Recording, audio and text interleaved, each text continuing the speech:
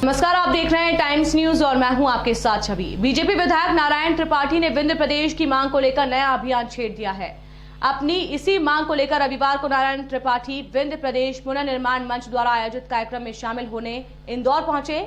यहां नारायण त्रिपाठी ने एक बार फिर अपने ही अंदाज में अपनी प्रमुख मांगों को लेकर प्रदेश सरकार को निशाने पर लिया। बीजेपी विधायक नारायण त्रिपाठी लगातार अपनी ही सरकार की रीति नीतियों को कटघरे में खड़ा करते आए हैं। विंध्य प्रदेश की मांग को लेकर नारायण त्रिपाठी ने आर पार का मन भी बना लिया है। इंदौर में विंध्य प्रदेश पुनर्निर्माण मंच द्वारा आयोजित कार्यक्रम में शामिल होने नारायण त्रिपाठी भी पहुंचे। यहां नारायण त्रिपाठी ने साफ कर दिया कि विंध्य प्रदेश की मांग को लेकर जल्द ही बड़े आंदोलन शुरू किए जाएंगे।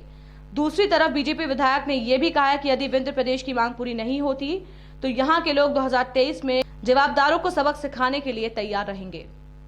नारायण त्रिपाठी ने यह भी कहा है कि प्रदेश में बिजली के हाल बेहाल हैं। अघोषित कटौती के मुद्दे पर नारायण त्रिपाठी ने अधिकारियों पर निशाना साधते हुए कहा है कि बिजली विभाग से जुड़े अधिकारी मंत्रियों को गलत जानकारी देते हैं, जबकि उनका काम सरकार को आईना दिखाना है ताकि 2003 में जो हालत कांग्रेस की हुई थी वो हालत बीजेपी की ना हो।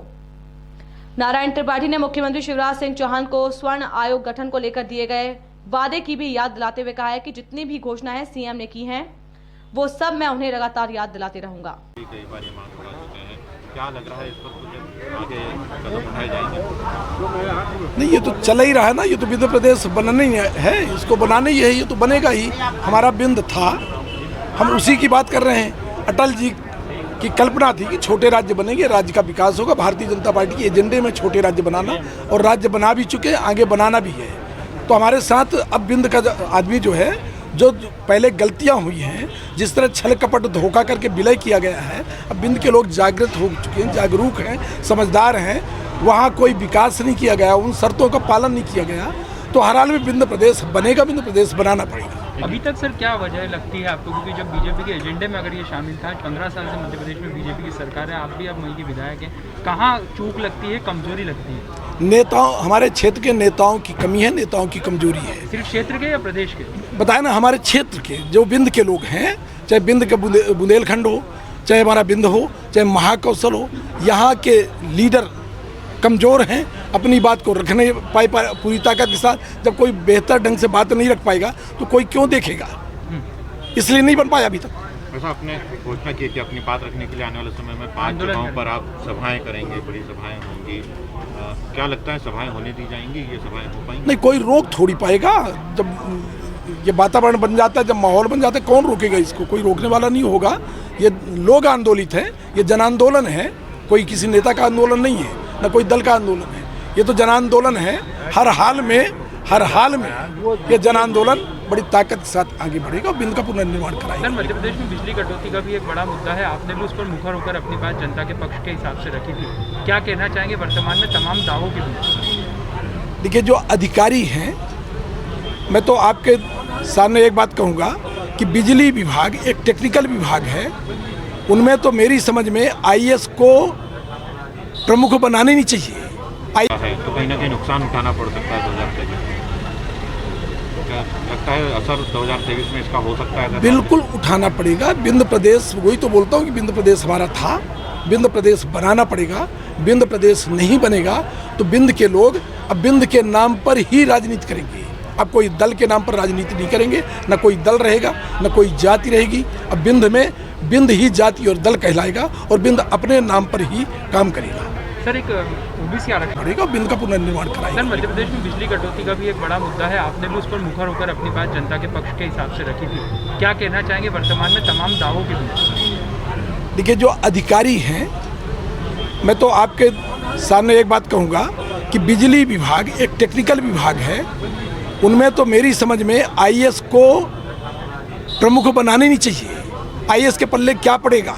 IAS का जो काम वो करने देना चाहिए। बिजली विभाग का कोई जो जानकार आदमी हो उसको प्रमुख बनाएं, जिससे बेहतर ढंग से काम चले। जो बिजली विभाग के अधिकारी हैं, सरकार को झूठे आंकड़े देते हैं, तो झूठे आंकड़ा जब देंगे तो जो हमारे प्रदेश सरकार के मंत्री वो भी नहीं सोच पाते, वो भी भटकते रह जाते हैं। न कोई देखने वाला है, न सुनने वाला है। हम जब बोलते हैं, हम तो सरकार को आईना दिखाने का भी काम करते हैं। हमारी सरकार है, हम भी उसके सदस्य हैं। हम नहीं चाहते कि जो हाल कांग्रेस का हुआ था 2003 में, वो हाल भारतीय जनता पार्टी को। इसलिए हम लगातार बताते हैं कि यहाँ गड़बड़ियाँ हैं, कमियाँ हैं, ट्रांसफार्मर नहीं है, मीटर के बिना बिल वसूला जाता है। बिजली विभाग तो धंधा ही कर रहा है। साहूकार, जिस तरह पुराने ज़माने के साहूकार होते थे, लोगों को लूट लेते थे, घर द्वार बर्तन की नीलामी कर देते थे, बिजली विभाग भी वही काम कर रहा है। एक एक महीना, दो महीना की उधारी देता है, मनमौजी बिल देता है, फिर वसूलता है। जेल के वारंट जाते हैं, जेल जाते हैं लोग, और जो पैसा का बिल दिया जाए वो पैसा वसूला जाता है। तो जो अधिकारी कर्मचारी हैं, जेई है, एई है, डी है, एससी है, ये तो सब बेचारे हैं। इनको तो पैसा वसूलने की एजेंसी बना दिया गया है कि पैसा वसूलो, लूटो और बिजली विभाग के पास जमा कराओ। तो ये तो कहीं कुछ कर नहीं सकती। ये जिम्मेदारी बनती सरकार की और वरिष्ठ अधिकारियों की। जब वरिष्ठ अधिकारी एकाध इनके खिलाफ बड़ी कार्रवाई हो जाएगी तब फील्ड में बिजली की व्यवस्था सुधर पाएगी। कोयले का पैसा नहीं दिया गया, तमाम चीज़ें हैं जो आप बिजली में लोगों को देते हैं, उस बिजली का भी पैसा नहीं दिया गया। ये तमाम परेशानी है। मैडम, 2023 में विधानसभा चुनाव है, आपने मंच से भी आज कहा एक और दावा किया गया था स्वर्ण आयोग के गठन का, जिसको लेकर आपने भी पिछले दिनों अपनी बात रखी है। कहाँ तक ले जाएंगे स्वर्ण आयोग के गठन की चर्चा? देखिए, मैं एक बात करूँ, ओबीसी आयोग का जब गठन हुआ और उसको जब संवैधानिक दर्जा दिया गया तो मैं ट्वीट करके भी धन्यवाद और बधाई दिया कि पूरी कैबिनेट को धन्यवाद और बधाई कि ओबीसी का जो आयोग बनाया गया और संवैधानिक दर्जा दिया, उसके लिए धन्यवाद। सवर्ण आयोग के बारे में भी बहुत लंबे समय से कोई प्रदेश भर में नहीं, राष्ट्रीय स्तर पर बात चल रही है। तो जब सबको देखा जा रहा है तो इन सवर्णों को भी देख लिया जाए विचारों को। हमारे मुख्यमंत्री जी घोषणा भी कर दिए कि सवर्ण आयोग का गठन किया जाएगा। तो जब घोषणा कर दिए तो कम से कम अपनी घोषणा को देख लें, इन सवर्णों के ऊपर भी कृपा कर दें। ये भी तो कहीं ना कहीं गरीब है, ये भी तो कहीं ना कहीं पीड़ित है। तो जो घोषणाएं होती हैं उन घोषणाओं में अमल हो जाए। घोषणा तो सर मऊगंज से लेकर तो तमाम, हाँ, तमाम हैं। तो घोषणाओं को हम लगातार याद दिलाते रहते हैं। अब करना न करना उनका काम है, हम याद दिलाते हैं और इसकी लड़ाई भी लड़ते रहेंगे। टाइम न्यूज़ देखिए अब आपके मोबाइल और स्मार्ट टीवी